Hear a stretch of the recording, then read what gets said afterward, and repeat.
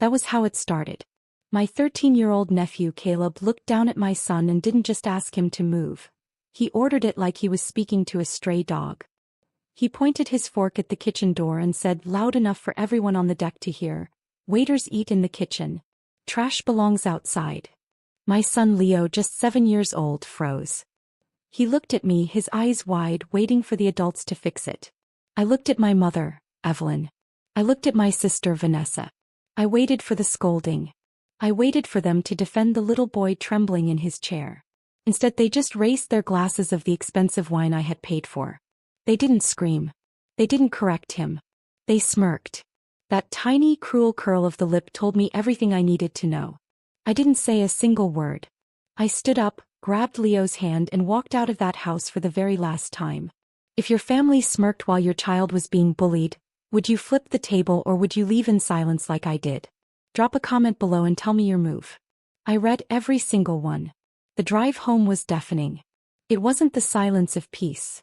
It was the heavy, suffocating silence of a crime scene. In the rearview mirror I watched Leo. He wasn't crying.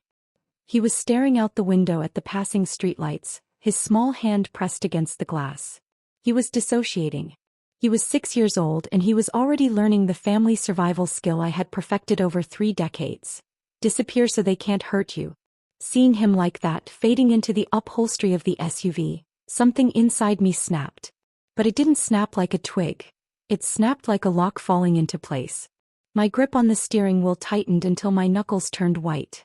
For years, my mother Evelyn and my sister Vanessa had a name for me. They called me the calculator. They called me boring, rigid, and stingy. At parties, Vanessa would introduce me with a laugh, saying, "This is Lena, she stares at spreadsheets all day so we don't have to."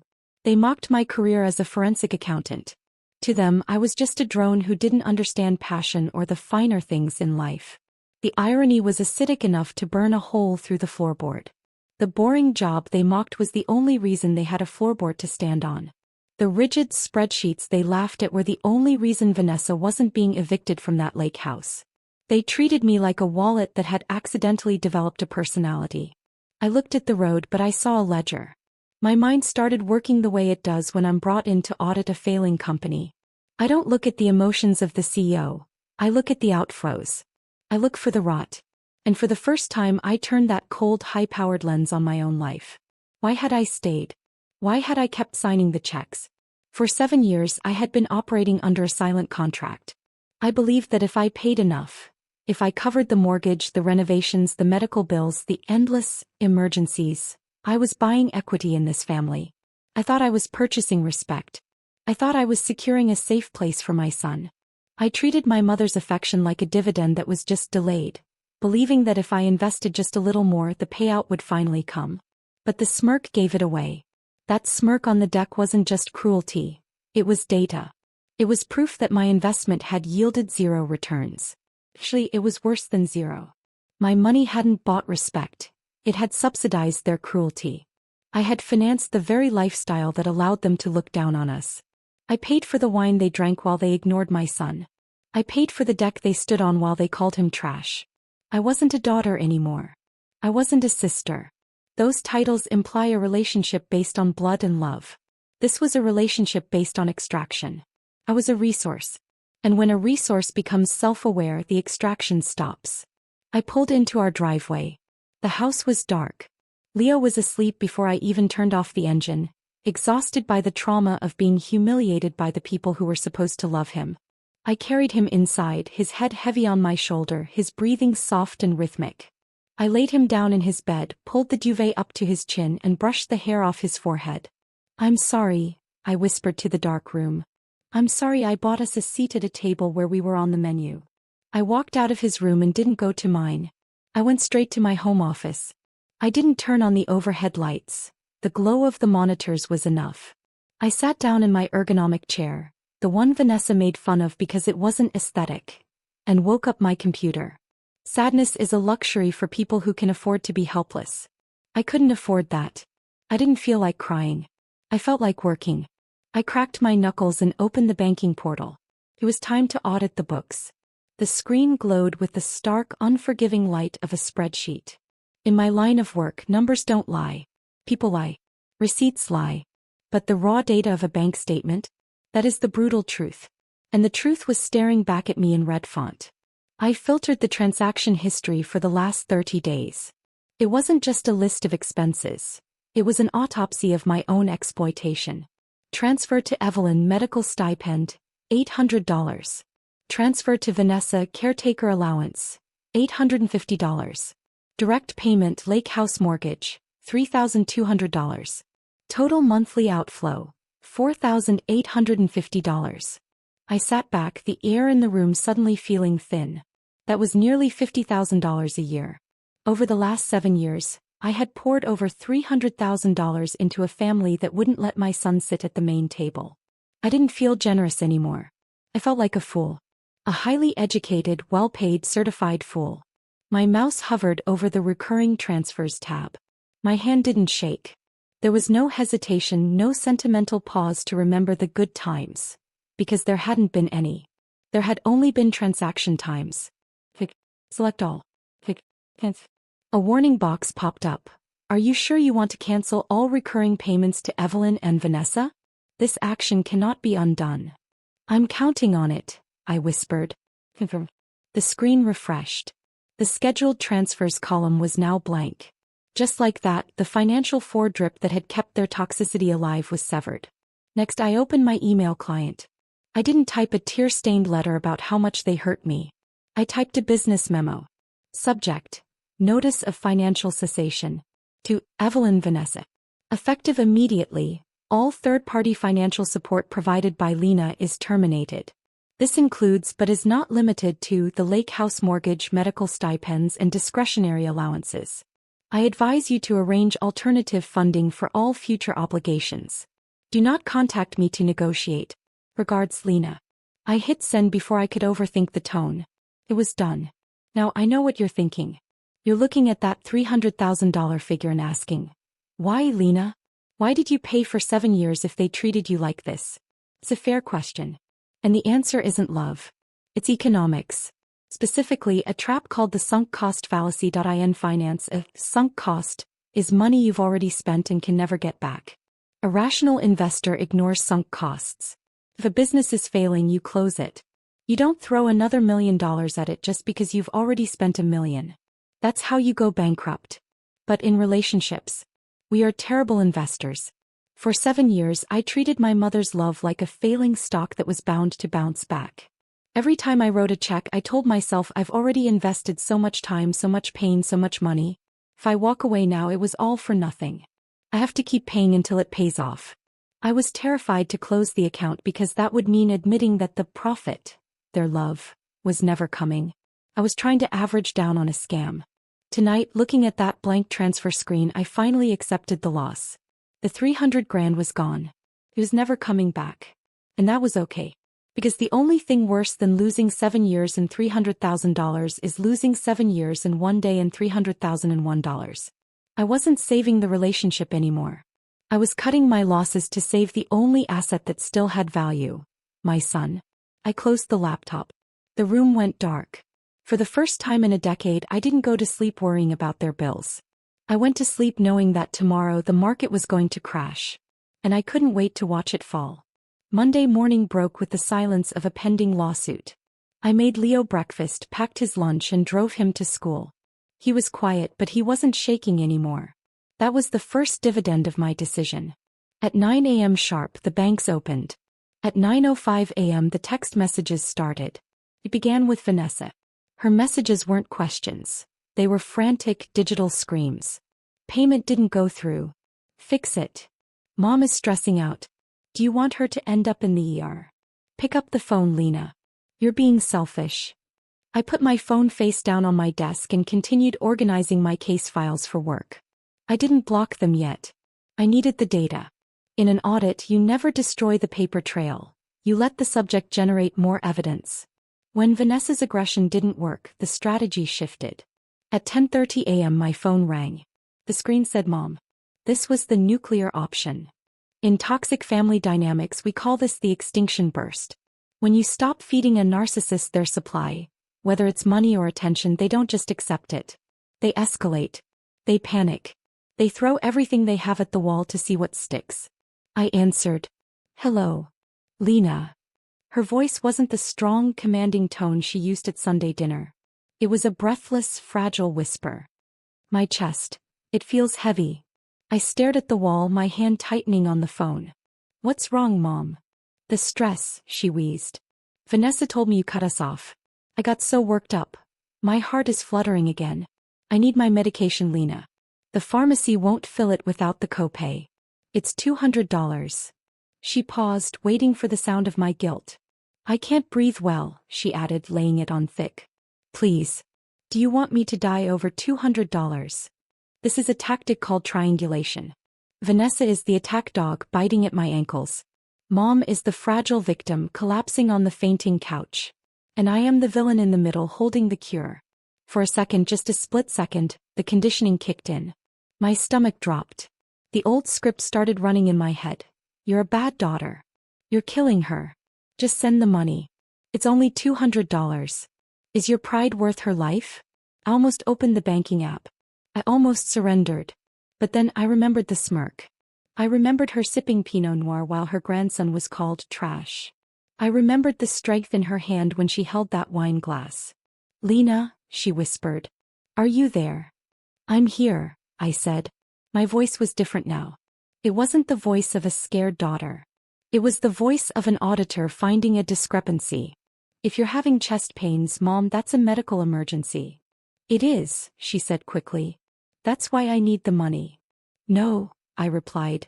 If it's an emergency, you don't need a bank transfer. You need an ambulance. Silence on the other end.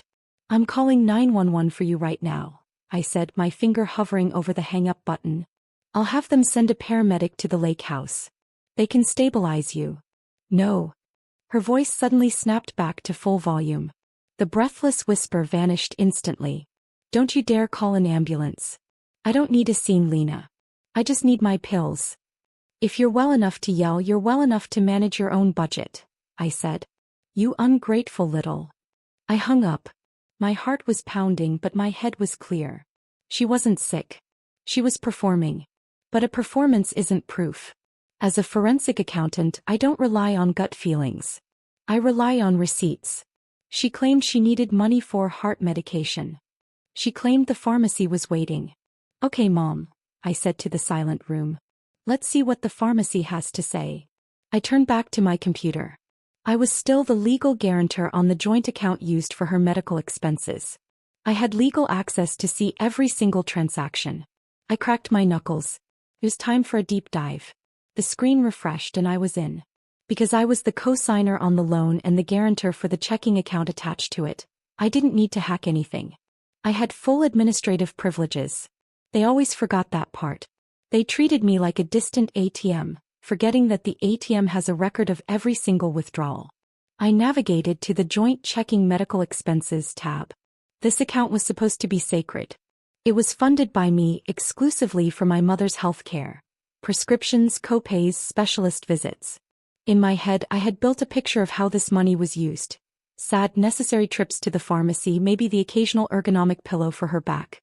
I sorted the ledger by date, last 30 days. The first transaction wasn't a pharmacy. Sephora, $142.50. I stared at it. Maybe she needed medicinal moisturizer? I kept scrolling. Total Wine and More, $218. Lulu's Bistro, $86. Cinema City, $45. I felt a cold, hard knot tighten in my stomach. There was no CVS. There was no Walgreens.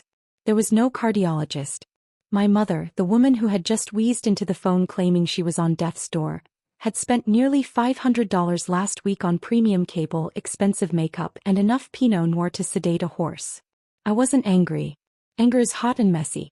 What I felt was the icy clarity of an auditor discovering embezzlement. This wasn't a mistake. It was misappropriation of funds. They were laundering my sympathy into a lifestyle they couldn't afford. But these were small charges. Annoying, yes. Disrespectful, absolutely. But they didn't explain where all the money went. I was sending thousands and these charges only added up to a few hundred. Where is the rest of it? I whispered. I changed the filter parameters. Instead of recent transactions, I switched to recurring autodrafts. The screen blinked. The small charges vanished. Only one line remained. A massive, monthly hemorrhage that drained the account the moment my deposit hit. Recurring transfer. $2,400. Recipient. SE Academy Bursar. My hand hovered over the mouse. The Academy. The name sounded vaguely familiar, but I couldn't place it. Was it a specialized clinic? A rehabilitation center? My mother was secretly battling something serious, something she was too ashamed to tell me about. Then maybe I was the monster. Maybe this was medical. I opened a new tab and typed SGE Academy into the search bar. I expected to see doctors in white coats. I expected to see a hospice facility. I hit enter. The search results loaded instantly. It wasn't a hospital. The logo was a golden crest with a lion and a shield. The tagline read, St. Jude's Elite Academy, preparing tomorrow's leaders today. I froze. I clicked on the admissions tab. I clicked on tuition and fees. Junior high tuition grades 6 to 8, $28,800 per annum. Monthly installment plan, $2,400. The numbers matched perfectly. Down to the penny. I sat back in my chair, the breath leaving my lungs in a sharp hiss. It wasn't medical bills. It wasn't a heart condition. I had been paying for private school. Specifically, I had been paying for Caleb's private school. The realization hit me like a physical blow. Vanessa, my struggling sister who couldn't afford rent, who needed a caretaker allowance because she was too busy looking after our sick mother, was sending her son to the most expensive prep school in the county. And I was the one paying for it. I closed my eyes. I saw Caleb's face on the deck. I heard his voice. Trash belongs outside. The irony was so sharp it drew blood. The boy who called my son trash was wearing a blazer bought with my money. He was learning Latin and lacrosse in a school funded by the aunt he despised, while my son, the trash, went to public school and wore hand-me-downs because I was too tight on money to buy him the new sneakers he wanted. I wasn't just a victim. I was the financier of my own son's bullying. I opened my eyes. I didn't cry. I reached for the printer. Print, I said. The machine whirred to life in the corner, spitting out the evidence page by page. The sound was rhythmic like a gavel coming down. Whir, slam, whir, slam. I grabbed the stack of warm paper. I had the medical ledger. I had the St. Jude's website printout. I had the transfer history. The audit was complete. Now it was time to deliver the report. Tuesday morning didn't arrive with a sunrise. It arrived with an assault on my front door. I was in the kitchen pouring coffee when the pounding started. It wasn't a polite knock. It was the frantic, entitled hammering of people who have never been told no in their entire lives. I checked the security camera feed on my phone. Evelyn and Vanessa. They looked deranged. Vanessa was pacing, shouting at the wood, while Evelyn leaned against the doorframe, clutching her chest in a theatrical display of agony that disappeared the second she thought no one was looking. I didn't rush. I took a sip of coffee. But bitter. Perfect. I walked to the entryway. I didn't chain the door. I didn't hide. I unlocked the deadbolt and swung it open. Are you insane? Vanessa screamed before I could even blink. She pushed past me into the foyer, her face blotchy with rage. You cut off the transfers? Mom was in the ER all night because of you. She could have died. Evelyn shuffled in behind her, playing the part of the frail martyr. I don't know what I did to raise such a cold child, she whispered, dabbing at dry eyes. To leave your mother suffering, over money. It's not just money. Vanessa yelled. It's respect. You think because you have some boring desk job you can control us? Put the money back, Lena. No. Or I swear to God I will tell everyone what you did. I leaned against the wall, crossing my arms. I watched them perform. It was fascinating, really. They were so committed to the lie that they had actually convinced themselves it was true. Are you finished? I asked. My voice was low, flat, and completely devoid of temperature. Vanessa blinked, thrown off by my lack of shouting. No. We're not finished until you fix this. Hey, I said. Let's fix it. I reached for the file folder I had left on the hallway table. I handed it to Vanessa. What is this? She snapped. It's an audit, I said. Page 1 is a summary of the medical expenses account. Vanessa froze. Her eyes darted to Evelyn. Evelyn suddenly stopped clutching her chest. The room went silent. I see a lot of Sephora, I said, stepping closer. I see a lot of Pinot Noir. I see zero heart medication. You invaded my privacy. Evelyn shrieked, her frailty vanishing instantly. I audited a joint account, I corrected. But that's just petty cash. Turn to page 2. Vanessa didn't turn the page. Her hand was shaking. Turn it, I said. It was an order. She flipped the page. There, highlighted in bright yellow, was the line item. SE Academy Bursar. $2,400. St. Jude's, I said softly. A lovely school. Very prestigious. I hear they have a zero-tolerance policy for bullying. Which is interesting considering who attends. Vanessa went pale. Lena, I can explain. He needed a better environment. The public schools are dangerous. My son goes to public school, I said. The son you called trash. The son whose lunch money I budget carefully so that I can send you $3,000 a month. I have been financing the education of the boy who torments my child. It's for his future. Evelyn interjected, trying to regain ground. Caleb has potential. We couldn't let it go to waste just because you're jealous. Jealousy is an emotion, I said. This is fraud. But I'm not going to sue you for the tuition. I consider that the cost of education. My education. I learned exactly who you are. Fine, Vanessa spat, throwing the papers on the floor. So you caught us. Big deal. You're still going to pay the mortgage. Unless you want mom on the street. You're on the deed, Lena. You're the guarantor. If we lose the house, your credit is ruined too. So you're stuck with us. She smirked. It was the same smirk from Sunday. The smirk of someone who thinks they have leverage. I smiled back. But my smile didn't reach my eyes. I'm glad you brought up the mortgage, I said. I got a call from the bank yesterday. Apparently you haven't made a payment in 3 months. They were initiating foreclosure proceedings. Exactly, Vanessa scoffed. So pay it.